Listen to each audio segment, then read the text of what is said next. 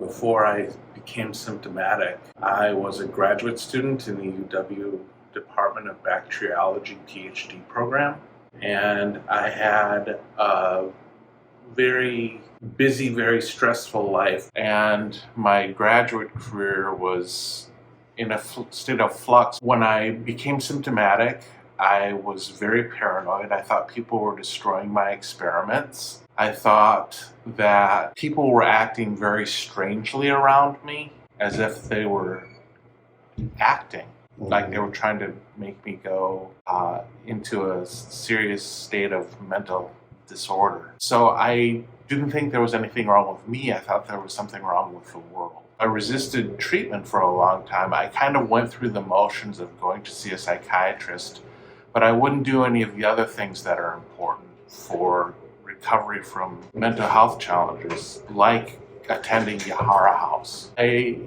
put that off for about 15 years. I had various jobs, wasn't real stable in any of them. 15 years into it, I was unemployed because of the economy was in a really bad spot, and I couldn't find work, didn't have insurance because I didn't have a job, and so I was without medication.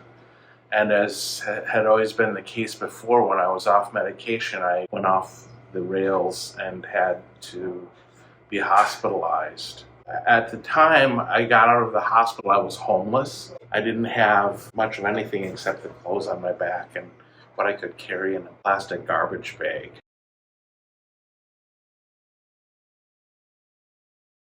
Yeah, it was a rough time. I had actually been to Yahara House 10 years earlier, thought that my challenges were more with getting job skills than with people and being able to relate to people, not getting frustrated with people. I came to Yahara House. I went into the kitchen where I wanted to get cooking skills. I saw what they were doing and said, man, I can teach these people how to cook. I don't belong here. And I left, not realizing that all the social skills that I was in need of were precisely the things that I could get here and that would help me the most. I mean, it wasn't like I was lacking the IQ to learn how to cook or to develop the skills to be a good cook.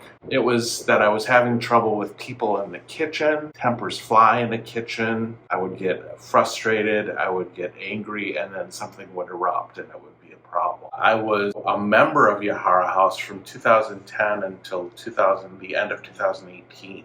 Grew tremendously in that amount of time. I went from having nothing to having my own apartment, to having my own apartment and a car, to having a job, to having a full-time job, to becoming a member here, or a staff member here. It's great. I really appreciate the work that I'm doing. I feel valued in my role as a staff member here, and I think that it's the most worthwhile work I could be doing right now. Yahara House had pretty much saved my life.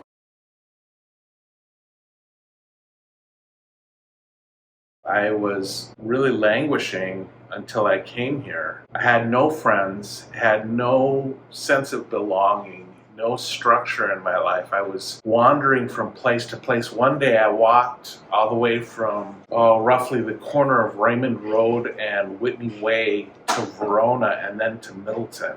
I was just wandering, literally wandering around. And the whole time things were racing through my brain. I would notice things and then start some new delusional thought. I wasn't even scared at the time. I was almost confident that I felt like, well, at the time I was hyper-religious, and I felt that God had a purpose for me, that it was all, part of a plan that I didn't understand, but I shouldn't be scared anymore. I should just ride it out. And that's what I did.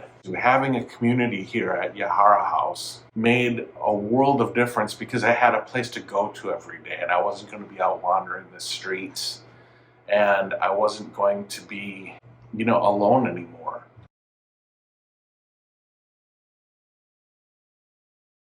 Well, I work in the membership and communications department, and I like it quite well. But my favorite place to be is the cafe, because I spend so much time there. I really enjoy coming up with menus for people, trying out new recipes, tinkering with recipes. All of these things are fabulous to me. Hello, my name is Brad Schlew, and I'm the director of Yahara House in Madison, Wisconsin. By sharing these stories, we hope to show the wonderful success and improved life satisfaction accomplished by our members through participation at Yahara House. We thank them all for writing or recording their stories in their own words. May is Mental Health Awareness Month, and through the month we are asking for donations through Mighty Cause to expand our successful transition employment placement program, which offers members opportunities to work for competitive wages in local businesses while guaranteeing those employers coverage for work shifts. To improve the accessibility and resources available at Yahara House, such as more accessible restrooms, maintenance of the clubhouse and its vehicles, cafe supplies, office supplies, computers, financial resources for outings and social activities, and for members and staff to attend Clubhouse International training to build skills and meet accreditation requirements. Also to support increasing membership as we rebound from COVID-19 and work to make Yahara House more available to people with mental illness seeking the support, community, and opportunities we offer. I hope you are as inspired by our member success stories as I am, and will give what you can through the Mighty Cause link for the continued success of these and other members, as well as for those we would like to welcome as members of Yahara House in the future. Thank you so much for taking the time to follow the stories and for your donations.